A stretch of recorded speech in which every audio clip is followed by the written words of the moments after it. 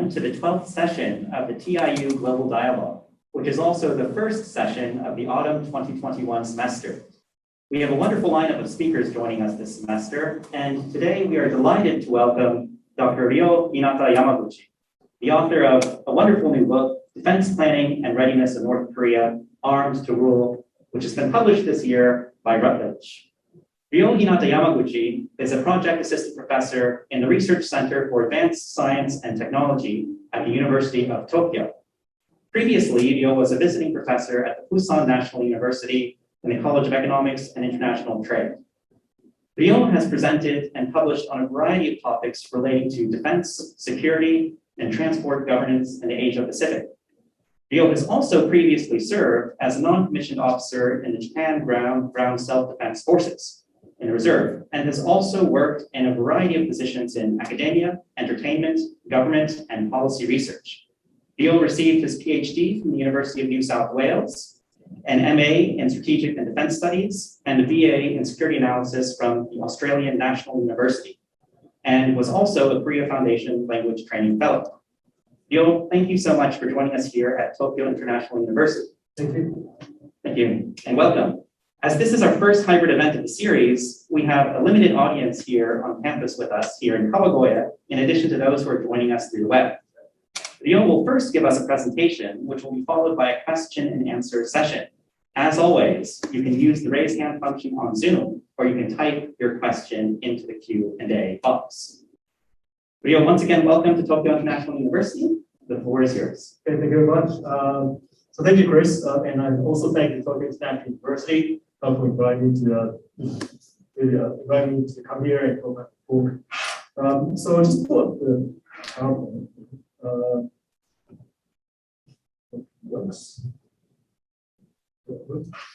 Okay, so obviously right now, regarding North Korea, there's a lot going on. North Korea has just opened up a new round of missile tests in the last week or so. And there's also been some interesting developments taking place in terms of politics and also in the economic context as well.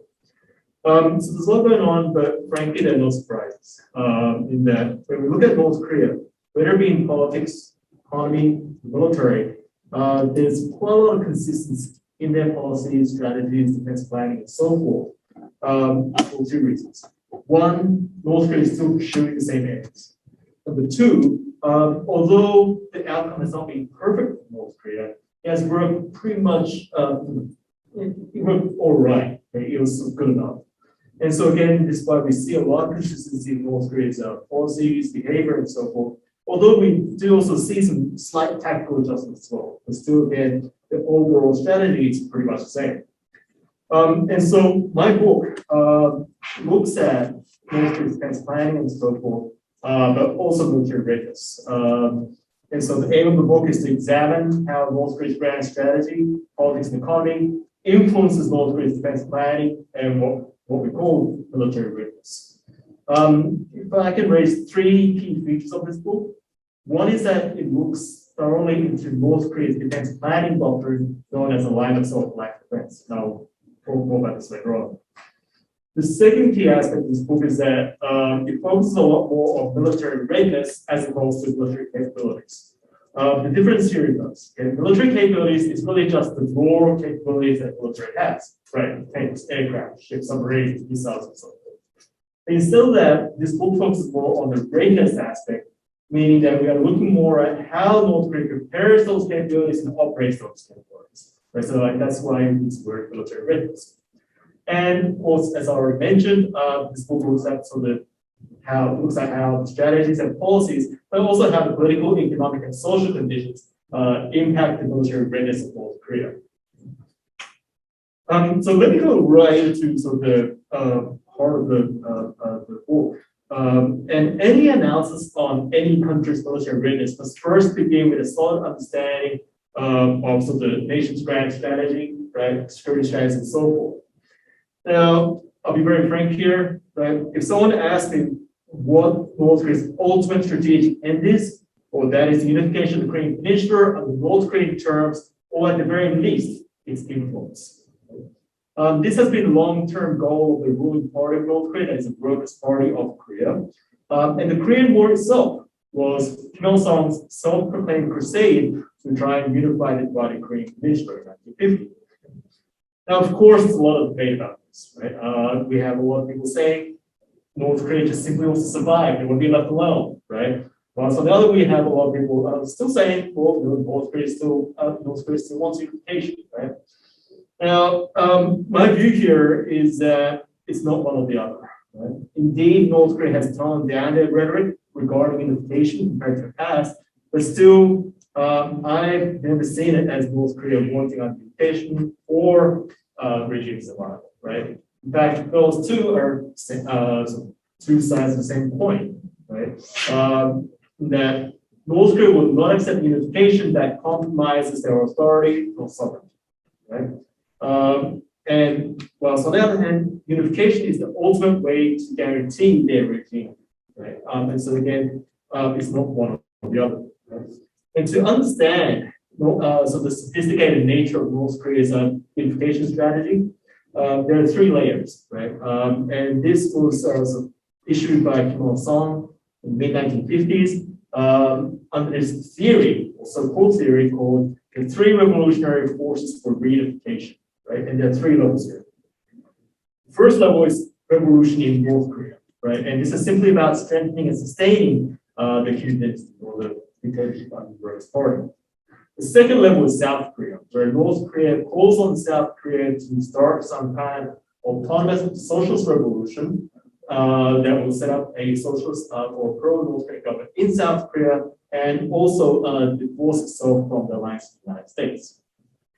The third level is the international revolution. And here, North Korea is not just simply talking about an international socialist revolution, but it's also about gaining recognition and support from the international community for the North Korean cause, right? And so the three revolutionary forces for unification, this has sort of been the bedrock or the very center of the North Korea's unification strategy. And when we look at the three revolutionary forces for unification, we can consider this to be the conditions for unification, of course, from the North Korean viewpoint, but it's also applicable to regime survival as well. In that, for North Korea to be confident about its regime survival, well, it has to have a strong government.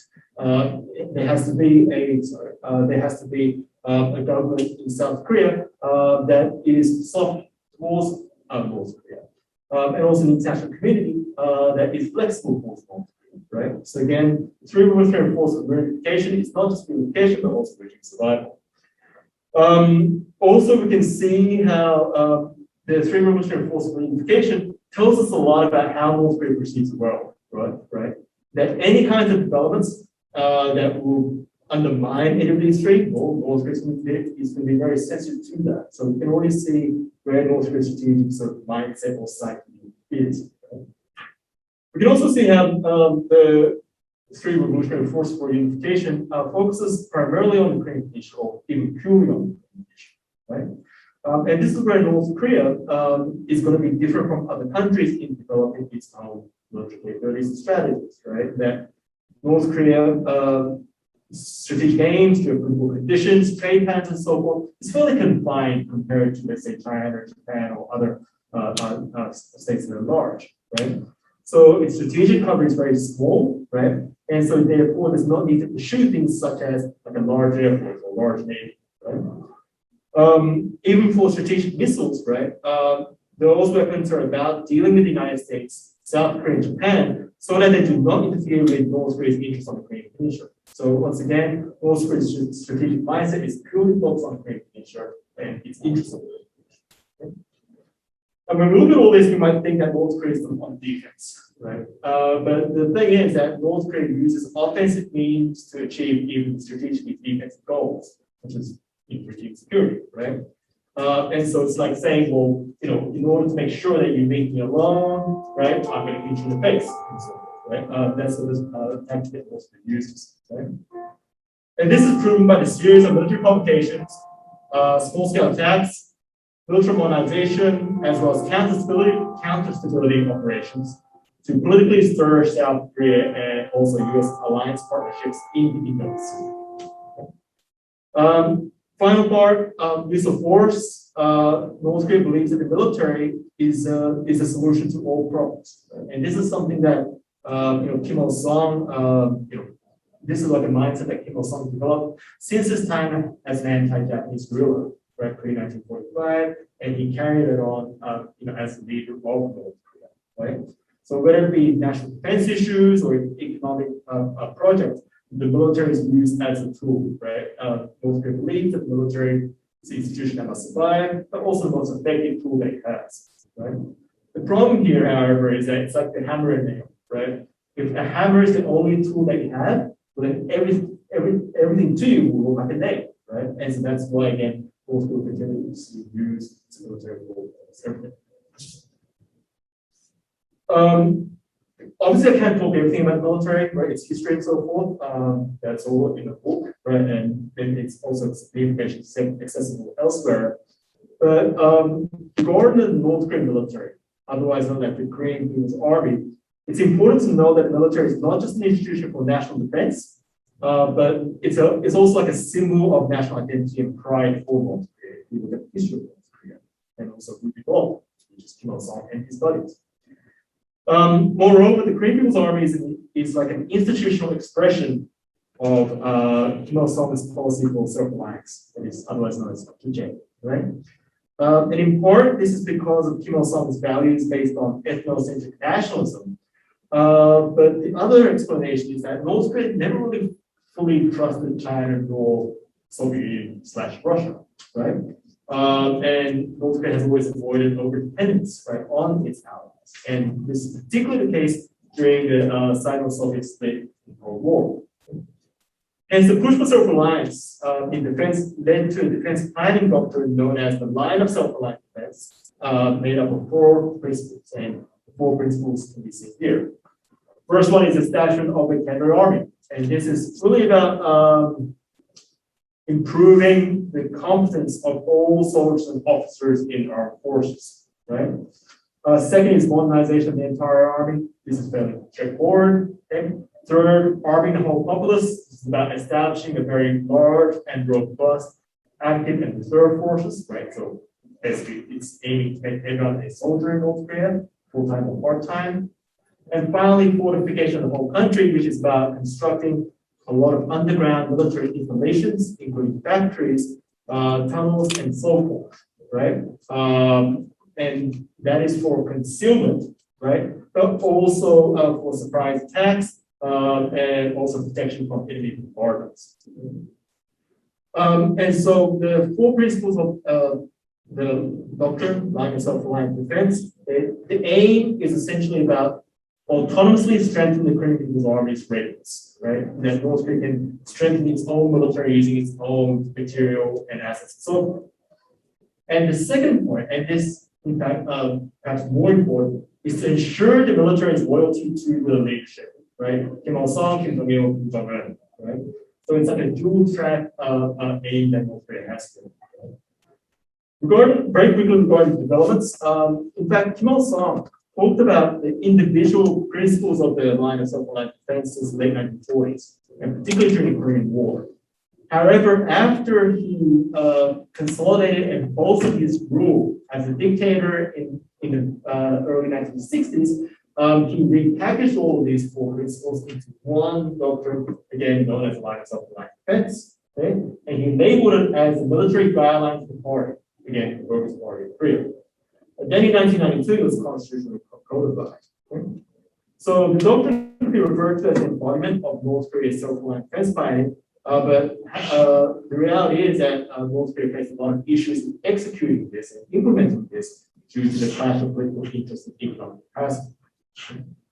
Very quickly regarding politics, the Korean People's Army closely parallels the regime's political principles of centralization, politicization, and terrorists. Right? These are the 3 key words that will accurately describe the North Korean political system. Right?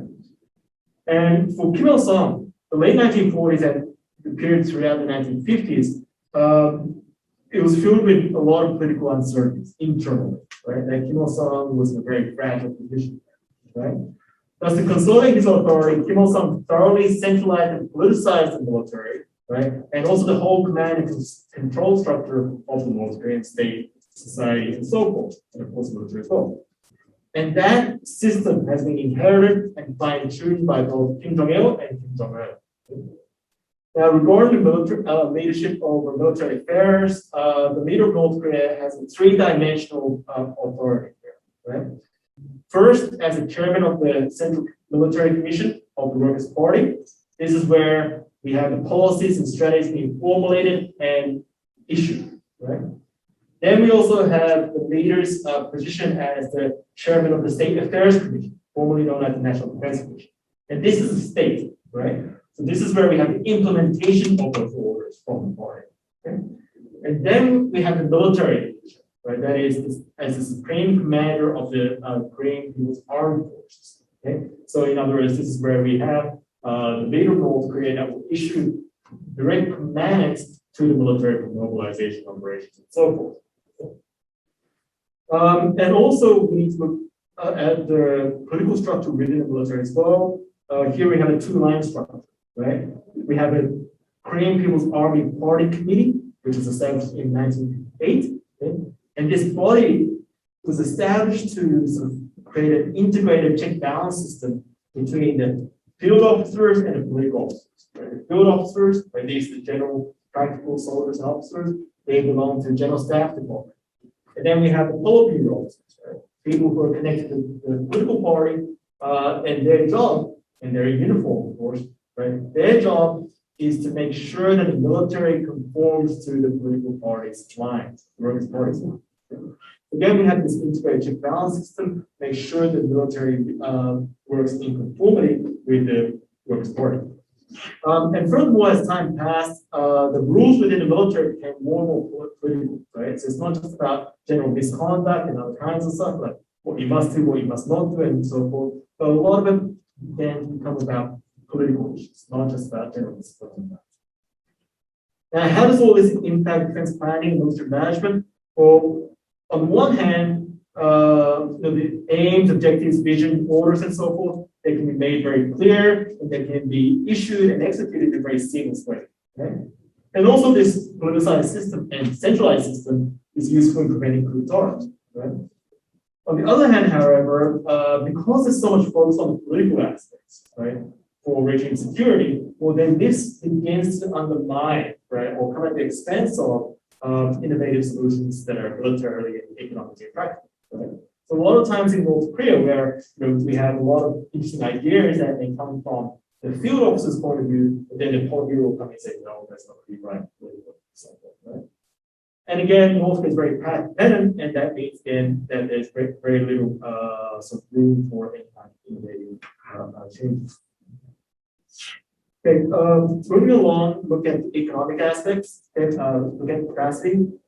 Frankly, analyzing North Korea's defense budget or even its economy is nearly impossible, right? Due to the absence of accurate objective data, right? However, if I can give you a brief description, in policy, there is a prioritized allocation of resources to the military sector, okay? And the money that goes to the military comes from some three entities. One is the state budget, that is the budget of the state, okay?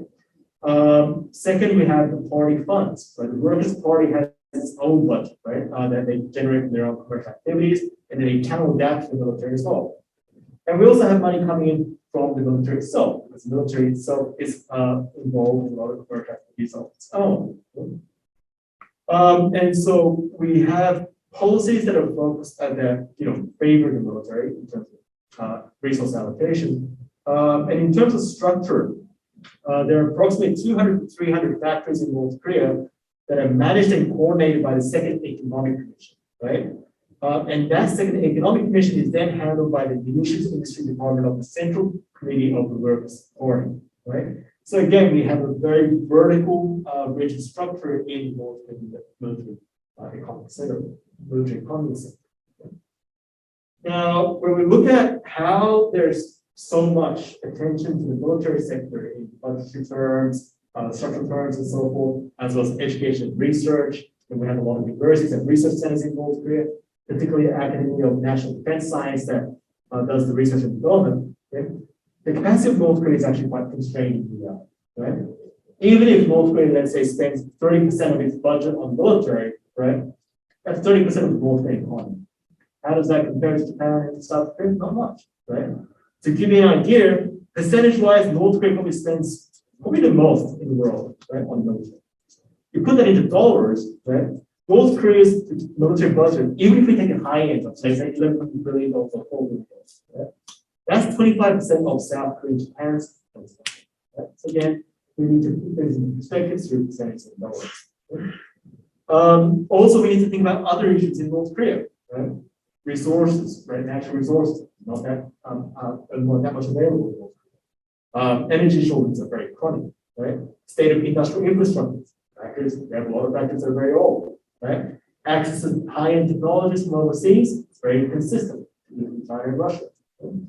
And so again, when we look at some of the problems in North Korea's overall capacity, you can see how North Korea struggles to modernize its military in the way that they want to.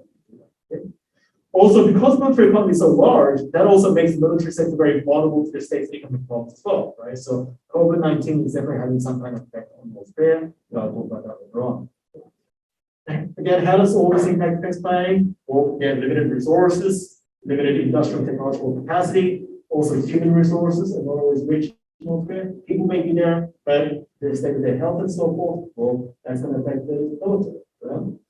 So there's a lot of inconsistency, imbalance there. North Korea can produce some weapons like guns, artillery, ground and naval vehicles, some of them, missiles and so forth, but they will struggle with things such as aircraft, right?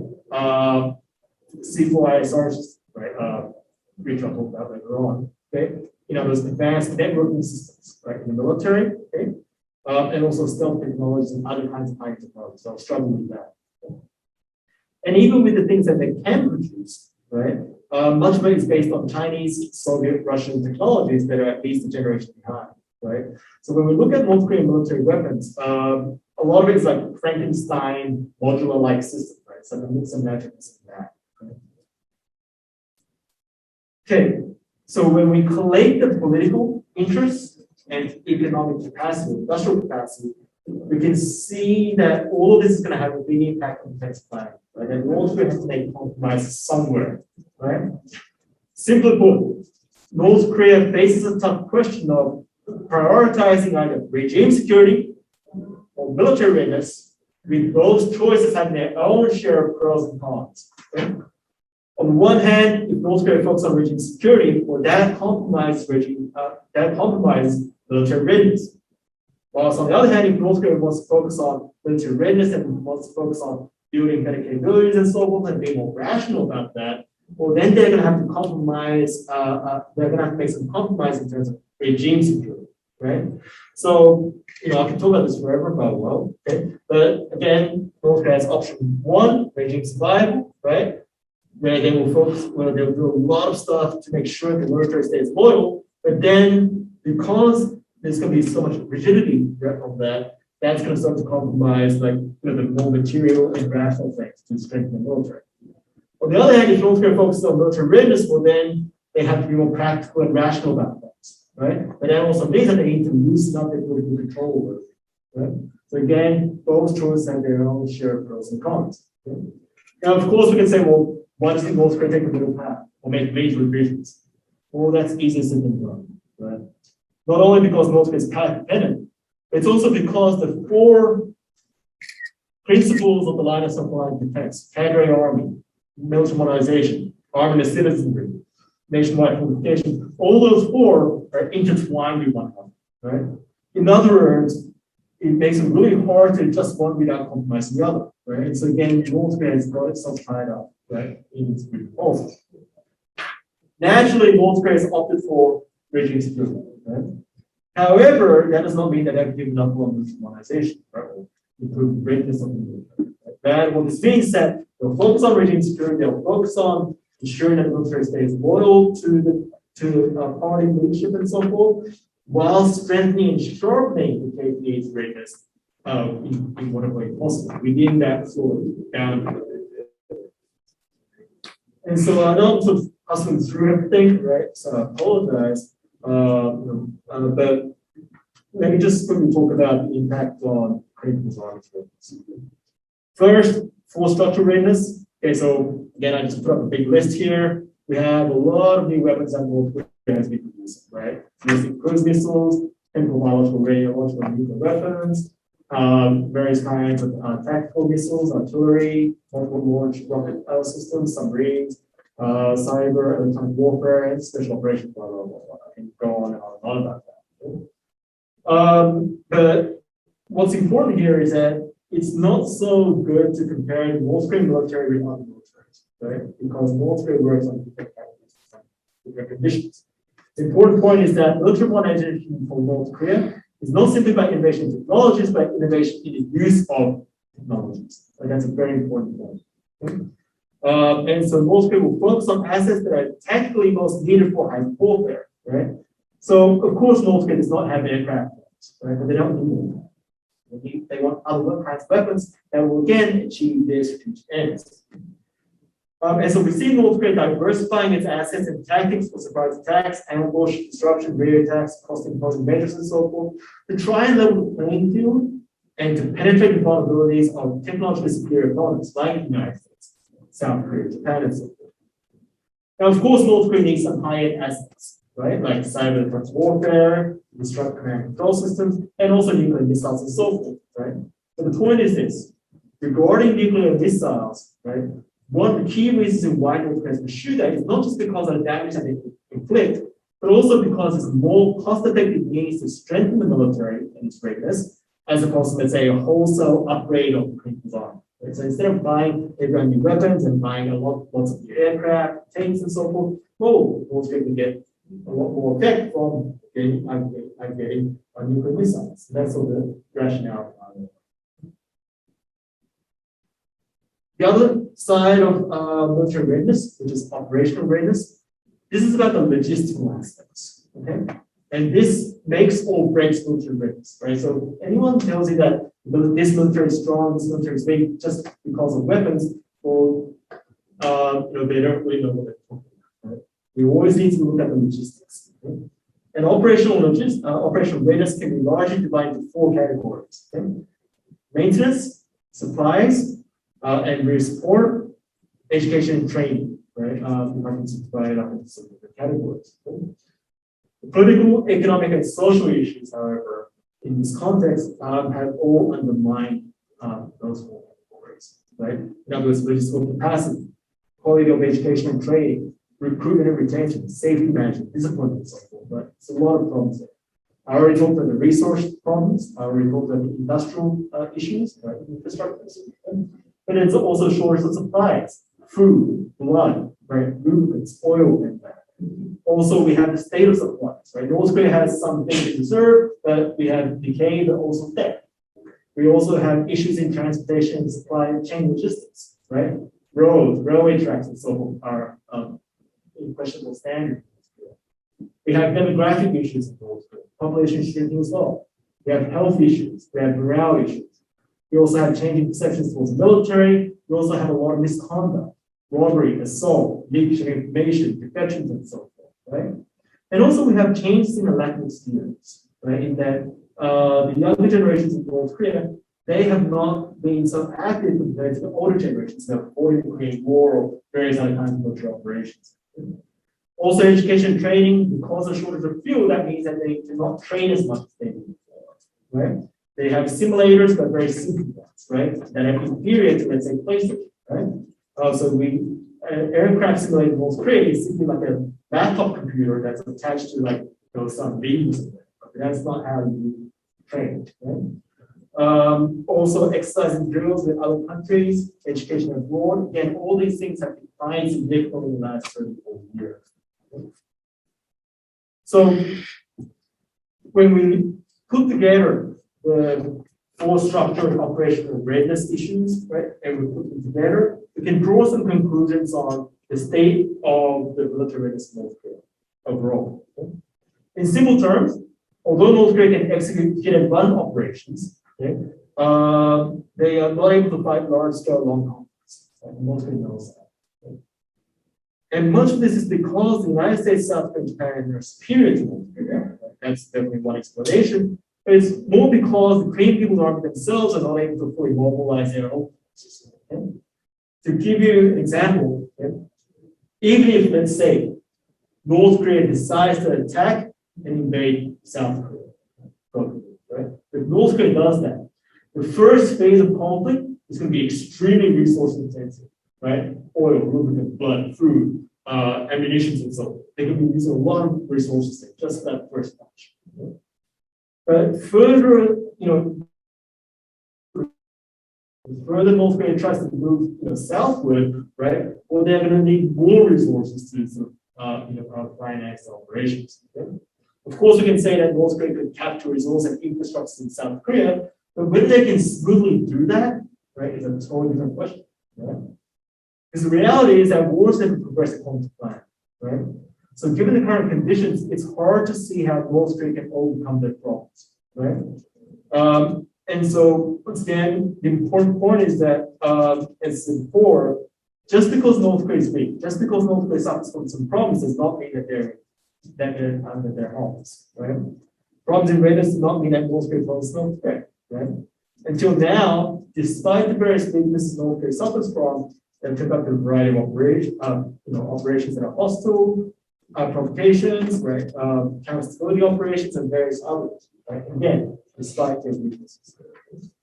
And North Korea again has undertaken various efforts to overcome their weaknesses and to maximize their readiness for hybrid warfare in whatever way they can, right? Whether it be weapons of mass destruction for deployment of their military, cyber electronic warfare, special operations, information psychological warfare. So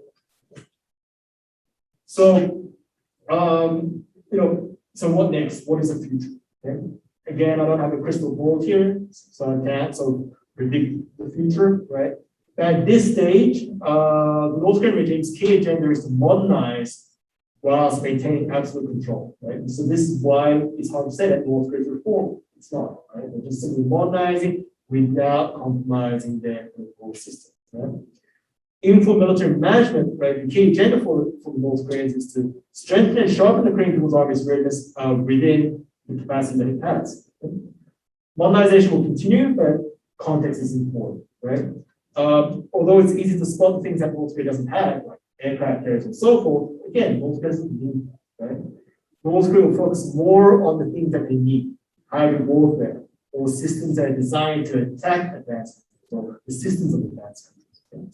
So key focus areas of readiness improvement will be hybrid warfare, anti-access area denial, cost imposing measures, cost domain operations. And again, I can list them from here. Okay? But in particular, there will be further efforts on ballistic cruise missiles, nuclear bombs, right, on the missiles, cyber, electronic warfare capabilities, nuclear submarines, hypersonic weapons, ground, naval, air, unmanned systems, in other words, drones, but also artificial intelligence and quantum computing. And when I look at the North Korea material, they do talk about machine learning and so forth, and better computing. So I would expect North Korea to do more in terms of information communication technology, and then put that into military operation.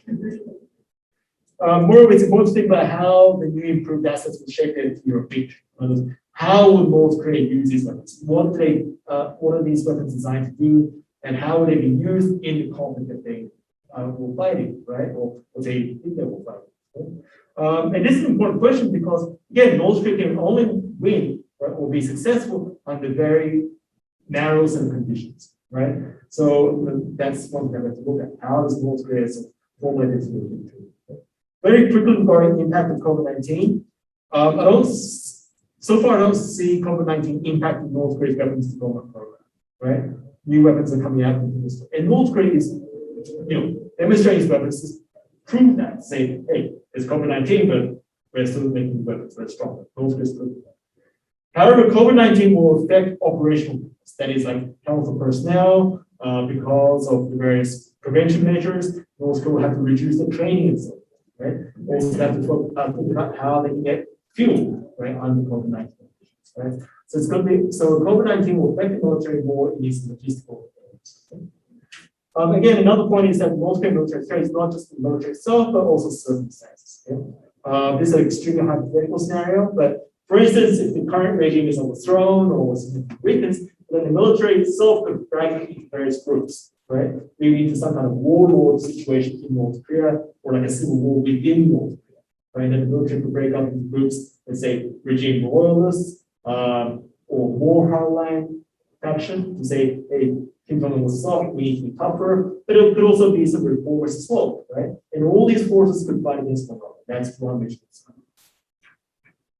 And finally, just very quickly on the implications. Simply put, it's time to recalibrate strategies and readiness against North Korea. But the question here is how to set the conditions for and implement and sustain peace. That is going to be the major question we have to ask ourselves. Now, regarding peace, right? President Moon Jae-in of South Korea just today talked about the need to end nuclear war, right? That's all good, but the problem is about sequencing, right? Should we end the war unconditionally and then work towards sustainable peace and unification, or should we ensure that North Korea, or should we deal with North Korea's mass destruction problem, responsibility for the Korean War, which they started, breaking the armistice on various occasions, human rights abuses, reduction, and so forth, as the conditions to sign a peace treaty. Right? So again, which one comes first? And also another quick point is that the problem with ending the Korean War is that although that in itself is very important, that does not necessarily guarantee the end of the North Korea problem, nor the end of the threat that they pose. Right? In dealing with the military threat, of course, it's most ideal to solve this problem through diplomacy. We publish strategies. In other words, how we can shoot dialogue to create a consistent strategy, right? And we also need to sort of recalibrate like strategies against them, right? To have sustainable dialogues, right? But the military option, I'm not saying that we have to attack North Korea, but the thing is that defense and deterrence must always be regardless of what. And here, it's not so much about the technologies that US, South Korea, Japan needs, right? The developments there are going in the right direction. Right? Rather, what's more important is about how to use those assets. Right? So yes, we need intelligence, surveillance responses. We need advanced early warning, missile defense, cyber, electronic warfare, counter-mine warfare, anti-survey warfare, information psychological warfare. We need all that. Right? But more importantly, we need to have the right strategies and plans, and we also need to have better coordination between US, Japan, South Korea, and also other like-minded states. Right? But obviously, things are really tough because of geopolitical conditions. There's great power competition with China and also to some extent with Russia. Okay? And so there's a lot of new questions that we have to ask ourselves. Right? In other words, yes, we do see a lot of developments that were within our expectations, but that does not mean that business as usual. Right? That we do need to come up with more, or we need to come up with more innovative strategies and more effective strategies. Right? And that's the key question that we have. But obviously, that depends a lot on better understanding of those. So I think I've gone way over time, so I'll stop here. Okay? Thank you so much for that, Ryo. That was a wonderful presentation. I guess I'll start the question and answer session with a question that came to mind when kind of reading your book last week. And by the way, which is a wonderful book, and it's a place. I mean, it's got a history of the Korean People's Army in addition to a very kind of granular study of the DPRK's armed forces, and kind of the last part where you kind of get into policy recommendations. And I guess that's my question, right? Toward where you ended with innovative policy towards North Korea's. You seem to suggest that towards the end of the book that traditional deterrence isn't really working anymore when it comes to North Korea's gray zone operations, and that we need to find kind of a more, I guess, aggressive deterrence measure. My question for you is, how would that not be escalatory, right? Like, how does that solve this problem? Right. I mean, my thought on that is that, okay, of course we can prevent security dilemma, but my general understanding is that, doing something, right, to deter North Korea in a way is much better than not doing it. Because if we just stay put with the current strategies and capabilities that we have today and continue with that, well, we are going to make the same thing, right? It's worse and worse and worse, because North Korea will eventually find or attain the upper hand, right? Somehow. And so something has to be done. That's what I mean by strategy. Now, in terms of what that is, right, again, it's a lot of discussions, there's a lot of comments right now on that. But the key to deterrence, although this sounds very rough, is that you need to demonstrate the ability to inflict pain. That if you cross the line here, these are the consequences that you face. Right? So far, there's been a lot of focus on deterrence, saying whatever you do is not going to hurt us, right? But again, that we've tried that and that also doesn't work, right? So the next step up is deterrence by punishment, or to say, well, if you do this, well, this is what's going to happen to your militaries. This is what's going to happen to your and so forth, right? Not many countries express that explicitly, but they are actually working on, right? For example, South Korea has recently tested their own submarine-launched ballistic missiles, and also they work on a variety of other kinds of weapons as well, right? And again, what can those weapons do? Again, they're going to pay in North Korea. Japan, right, is debating how to do that as well. The US wants to sharpen that even further, right? So I think it's really time for more offensive strategies for deterrence, right? Not offensive operations, right? But more emphasis on offenses the key to deterrence North Korea. Right? In other words, finding the vulnerabilities of North Korea, finding ways in which they cannot or in areas that really that includes strategic strategies. Are there any questions from, I guess, the audience here in the room?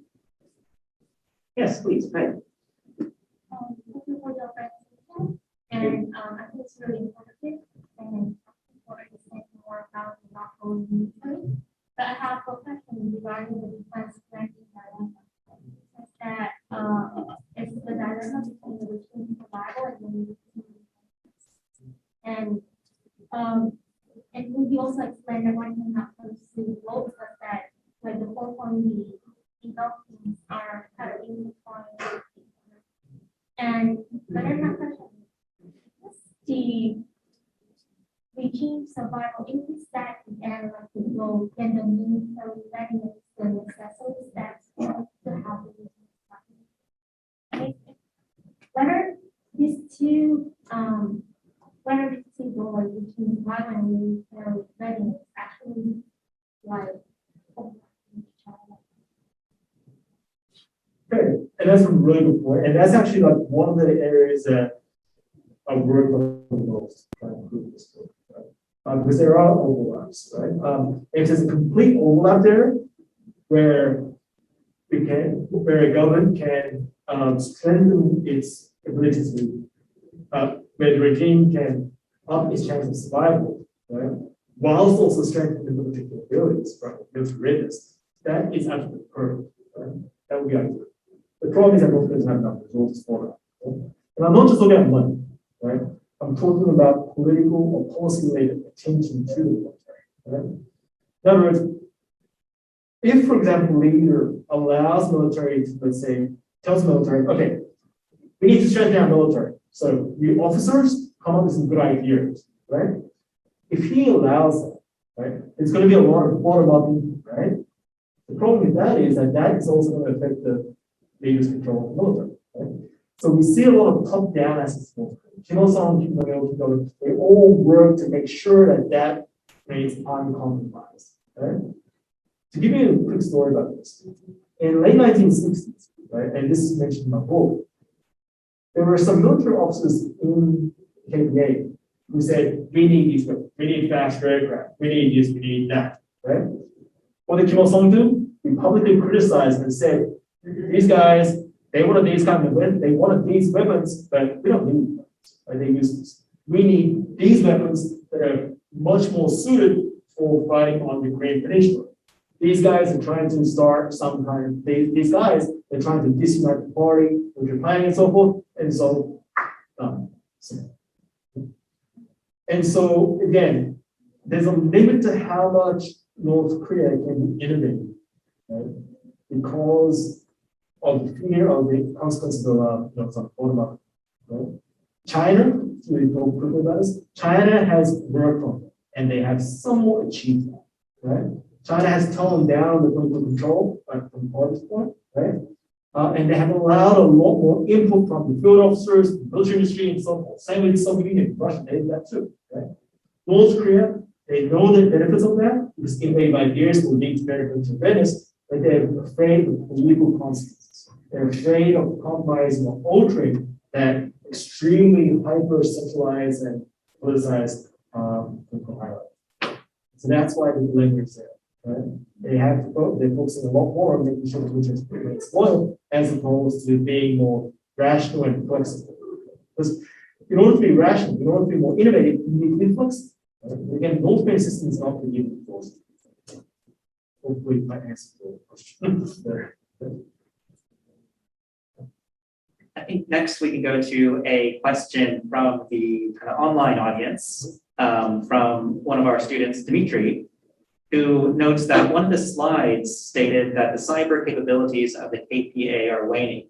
However, increasingly we hear about hacker attacks and even bank heists with cyber trails going back to the DPRK. Does this show that the DPRK is slowly getting better in cyber capabilities? Okay, so that might be a tough. I'm just trying to that's where I said that cyber capabilities are in North Korea. Okay, so just as a correction, North Korea's cyber capabilities are in fact strengthening. Right? So I apologize if there's maybe I just expressed it the wrong way. But anyway, cyber capabilities of North Korea are improving. Right? They've been at it for about 34 years now, and they're capable of doing large-scale things. Right? However, the question I have regarding North Korea's cyber warfare capabilities: are they good at defending themselves from cyber attacks? Right? They're good at doing cyber attacks of their own, but also that the other way around. Also, the other thing is that at what point would they use cyber warfare operations, right? Or in conflict or later. And in addition to that, most cases been using a lot of cyber to gain money, right? But how useful is it in terms of actual military operations, right? Such as paralyzing this construction. So that point is the question mark that compared to let's say 10 years ago, yeah, there's a lot. And I think we have another question from Hannah here in the room. Yes, thank you so much, Dr. Liu, for the great presentation. I just have a quick question. You mentioned about the tendency for North Korea to have a top-down kind of regime. And there are a few speculations over Kim Jong-un's health.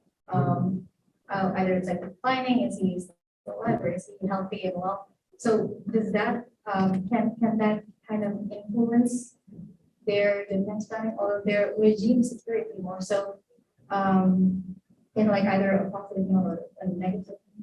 So in other words, is the health of Kim Jong-un, is that a big factor? Yeah, it is obviously, right? Because if Kim Jong-un, if something happens to him, well, then the whole system is completely under some very fragile situation, right? However, I will say this, that regarding Kim Jong-un, the North Koreans have a system pretty much worked out, right? That can work in emergencies. Right? I don't think North Koreans are stupid enough to not have any kind of backup plan. Right? The question is, what kind of backup plan is that? Right? And it's not the first time the leader of North Korea has died. Right? Kim Il-sung has died. Kim Jong-un has died. Right? The thing is that they died when they were alive. Regarding Kim Jong-un, he's only 30-something. He's younger than this, right?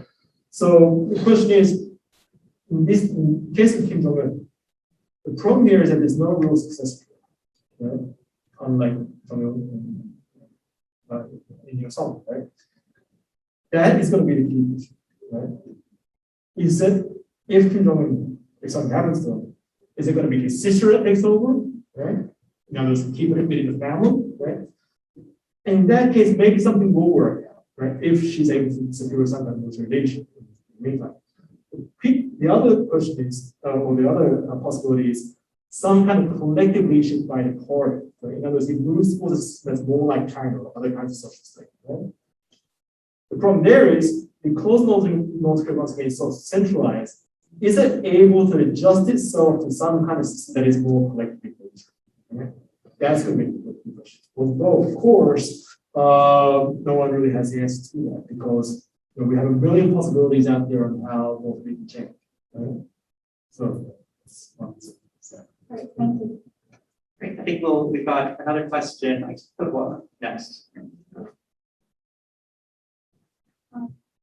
Thank you, Professor, for your really informative and very interesting talk.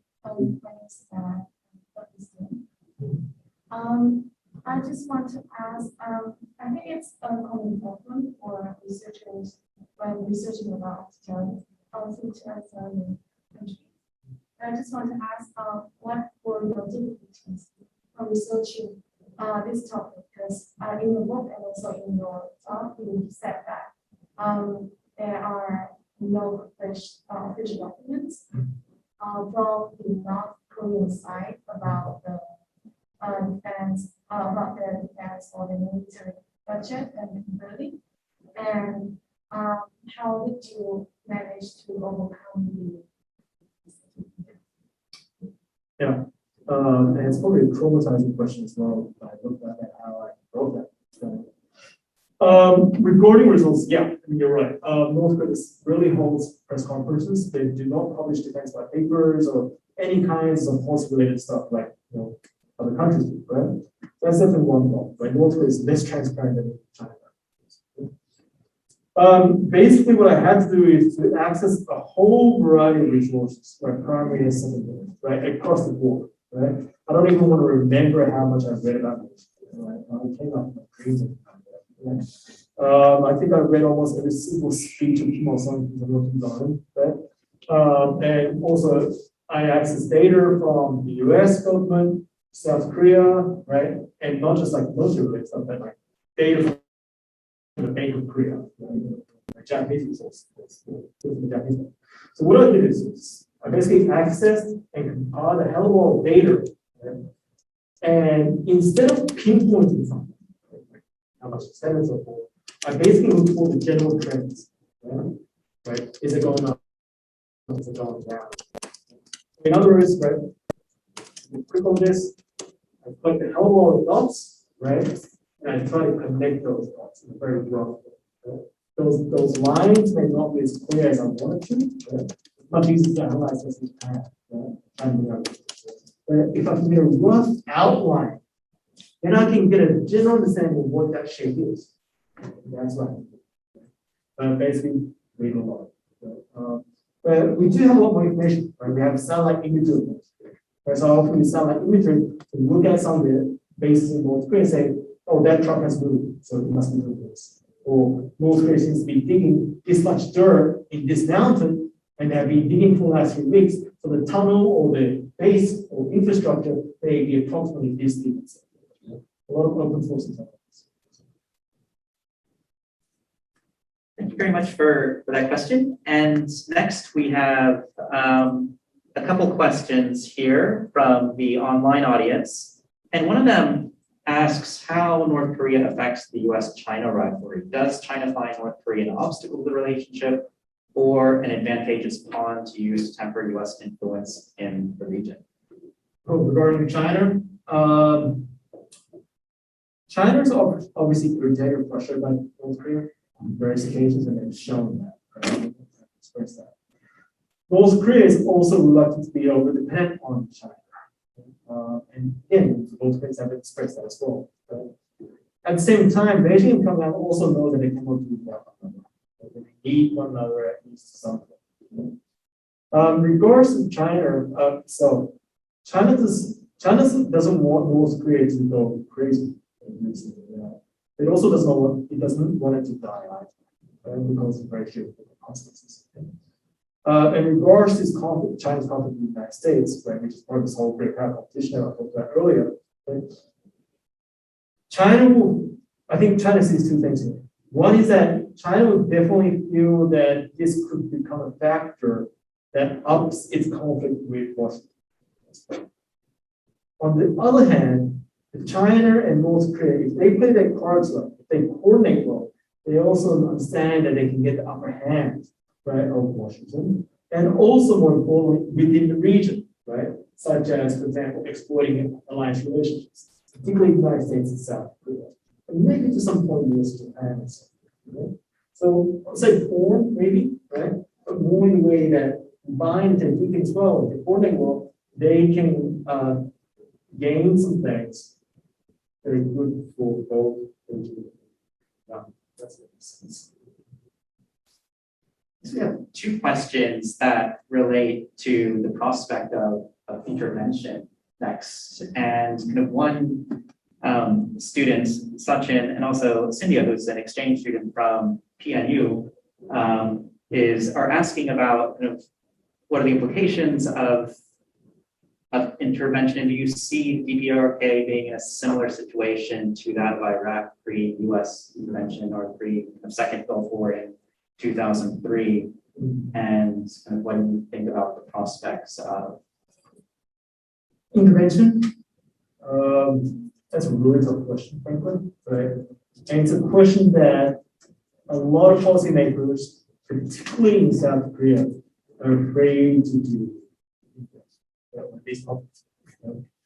And one of the reasons for that are obvious. Well, one is that it's got the opposite of North Korea, right? So it's talking about intervention, it's talking about political instability in North Korea is simply not faulty. Right? And the current administration in South Korea does not want to go down that path. Right? The bigger issue here, right, is that intervention is really hard to get right. Anywhere. Korean Peninsula, Middle East, Central Asia, wherever. Intervention is hard, right? And the thing is this, there's a lot of people in North Korea who do not like the current situation. Right? North Korean citizens, that's one thing, right? And so they're obviously dissatisfied with the current situation in North Korea. But if, for example, a foreign military, I'm talking about the US South Korea, if they intervene in North Korea, that actually proves the North Korean regime right. Because North Korean regime, since the late 1940s, has always said to their people, South Korea, United States, Japan, they're going to invade us, right? They want to attack us. And they've been talking about that to the citizens for like 70-something years. Right? If intervention takes place abruptly, right, then North Korean people will say, damn it, our leader was right. Right? He was right all along. They did attack us and so on. Right? So that's one thing that we have. Right? The other is that can we intervene without the situation leading to some kind of civil war within North Korea? Support the regime weakens or they collapse or something, or then the military may start to fight with one another. That's what happened for years. Right? Because the top is gone, the military break apart, and so if you need to North Korea may face multiple forces within North, and that is going to be one thing to feel. Right? So that's one thing that right. The thing is that it may be inevitable, depending on how the situation is. Right? If there's major instability, or if there is a mess, and if that mess is going to have implications on South Korea's security, right? Well, intervention is inevitable, but the thing is, what is the right recipe? What is the right procedure for effective, quick, and stable and sustainable intervention? Right? And regarding intervention, we also have to think about the ends. Right? What do we want from intervention? Do we want to just stabilize the situation in North Korea, or do we want to stabilize the situation and then somehow guide that into democratization and then peaceful unification of the South? Right? Intervention, again, can come in various shapes and sizes. That's something to do. Although, of course, that depends on the situation. Thank you very much. And I think we have a question from our colleague, Professor Shin. Thank you very much for your wonderful talk. I really enjoyed the learning. Before the event, I had a chance to take a look at your work. And I was impressed by a lot of primary sources you used. And I was wondering whether you could give us some tips on the best primary sources, maybe a couple of sources our students can take a look. And I have another question about the human insecurity problem. That like the abuse of human rights, that actually the international community with the United Nations working together to monitor the North Korea's human insecurity problem. So I would like to know whether you have any take on the impact of the human insecurity problem in North Korea on the success or failure of North Korea's advancing the socialist revolution. at both domestic and international levels? Right. Okay, well, thank you very much for the questions. First, regarding resources, it really depends on what you want to know. Right? If we want to know about the perceptions that North Korea has, right? Obviously, North Korea resources will be very good for that. Okay? But one thing that we do need to be careful of here is that when you read North Korean resources, and this is something that I've learned over the last 2 years, is that you need to filter a lot of the language, right? You can't just swallow what North Korea is saying. What you need to do is you look at it, right? And then you try to read between the lines and say, what is the indirect message that I'm trying to say here, right? When I read North Korean propaganda posts and so forth, right? When North Korea says, let's do this, let's do that, it means that something bad has happened, right? So for example, I found a North Korean pamphlet that said, our soldiers are clean and are never corrupt and just love corrupt. Well, that means that there's corruption taking place in the military, right? So it's not so much about what resources we need, but rather about how we do it. And when it comes to economic data, again, I've pretty much given up, right? There's a lot of data out there, right? And everyone has their own different kinds of methodologies, right? So that means we have different improvements, right? So what I'm trying to do is, again, try and collect as much data as I can and then try to find the general patterns, right? South Korea is very good at this, right? There's a lot of good institutions in South Korea, a lot of scholars in South Korea. Although I will also add that they are also affected by politics. Right? There's a lot of division within South Korea of how to analyze. There's a lot of the stuff in the United States as well, particularly the military. Right? They produce a lot of publications on North Korean issues and so forth, but also just general security issues in North Korea. And also, of course, Japan as well. Right? Although I would distinguish between things that come from the media and also things that come from scholars and also. So again, I can't sort of say this is the book or this is the resource, right? But rather it's about how to read those, how to analyze it. Very quickly regarding human security in North Korea, in the US. Although I talk about military stuff in this book, right? Well, that's for the purposes. Right? The non-traditional security issues in North Korea are far more serious, at least in the legal sense. Right? Regarding military stuff, here I'm talking about risks. Right? What happens or what could happen if whatever, or the North Korean government wants to do this. Right? But regarding non-traditional security issues, these things are killing the North Korean people every single day, even while I'm speaking. Right? I'm not just talking about abuses from the government, like neglect and so forth, but also about general human security issues such as poverty, right? Education issues. Sexual discrimination in North Korea is extremely serious, right? And human exploitation, right? Slavery takes place in North Korea every day. On top of that, we have environmental issues. And not many people talk about that, right? I have not been directly to North Korea, and I don't think they will let me to North Korea. Right? But I have been close enough to North Korea, right? I've been within the territory of the Chinese side, right? And even from my own, in my naked eye, right, I could see that rivers are dammed. Why? Because you have factories upstream and you have villages downstream, right? And you have people drinking, washing, and doing all sorts of things with that water, right? Energy shortages and so forth. So we have a lot of non-traditional security issues, right? Environmental issues such as deforestation, land degradation, lack of clean water, fresh water, shortage of animals and plants, right? All of these things again affecting those networks. Right? Another note on that, when we look at human security in North Korea, we need to understand that Pyongyang is different from other cities or other areas. Okay? Pyongyang has a population of about 2.5 to 3 million people. Population of North Korea is 3.5. Right? So only about 15% of the population lives in Pyongyang and the other small cities in North Korea.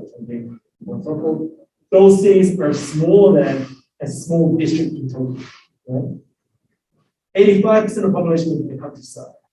And the situation there is much, much worse than what you see anywhere else. And so when we look at non-traditional security issues, human security issues, that's what we need to look at. And look at Pyongyang as a countryside. Right? So that's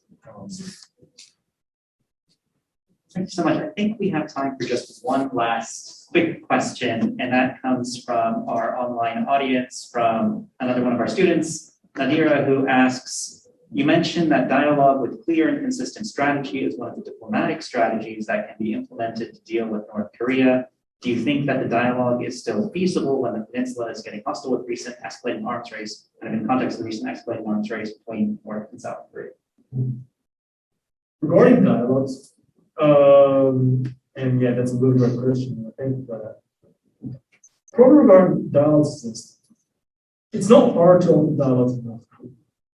Question is, under what kind of conditions will dialogues take place? That's the big question. In 2018, it was like dialogues everywhere. North Korea held dialogues with South Korea, right? 2.5 times, right? 2.5 summits with South Korea. In Hamgyong, right? In Hamgyong, which is a Socialist summit in another Pyongyang. Also saw summits between Putin and Trump, right? And also other summits in China. Problem is this: many of those dialogues did not take place without a strategy. Right? The dialogues for the sake of dialogues. The agreements that came out from 2018 in Pyongyang, it was pretty much like an elaborated version of the armistice. Right? It was not a peace deal. Right? And so, if we have dialogue to North Korea, again, there has to be a clear strategy. Right? The problem is this: now that North Korea has experienced 2018, right, it experienced summits where both Trump and Moon were very flexible. North Korea has taken that to the bank, and now they remember that, and they have set that as the gold standard, as the sort of minimum standard. Right? So if any president in South Korea, US, or elsewhere promises anything that's less than what was offered in 2018, right, or any conditions that are less than what was offered in 2018, North Korea will simply say, hey, we changed the rules, right? You're the one that's turning back on that. That's a relevant rule. Unless you bring us something that is better than what you brought us in 2018, right? And that obviously is going to have a lot of negative effects on the United States, South Korea, so forth from their own security, right? Or it could be run China again. That's also another key summit or key sort of dialogue as well. What does China do? What does North Korea do? Right? Or obviously, there's a lot that we're talking about. Okay, and just one addition to what was being asked, the China factor is obviously big. Right? And some have asked some have said that, well, if China decides to give North Korea a hell of a lot of fuel, wouldn't that help North Korea? If China, comes more generous towards North Korea, wouldn't that, just instantly strengthen North Koreans and the North Koreans can do whatever? In extreme sense, yes. Right? But the thing is, the things that the North Koreans have lost during this time of chronic fuel shortages, pilots are less confident now, right? Same with drivers and so forth. Right? People have not been able to train as much as they did before, right? So revitalizing or regaining the things that they have lost from the fuel shortages or resource shortages is going to take a hell of a long time, right? And so we can make turnarounds even if China sort of, those North Korea. Thank you very much for that. We always gone a little bit over time, but I would like to thank everybody for attending this first hybrid session of the TIU Global Dialogue, which is our 12th session. And also, I want to be sure to remind you all of the next session, which is actually coming up relatively soon. And that will be on October 6th at 6 p.m.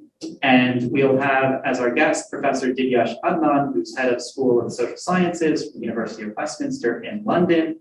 And that session will be moderated by our colleague, Professor Hak-Kim Lee. And the theme will be Tibet's question in China, Tibet question in China's ascendant geopolitics. So thank you very much for attending this evening, and I look forward to seeing you again for future sessions. Thank you.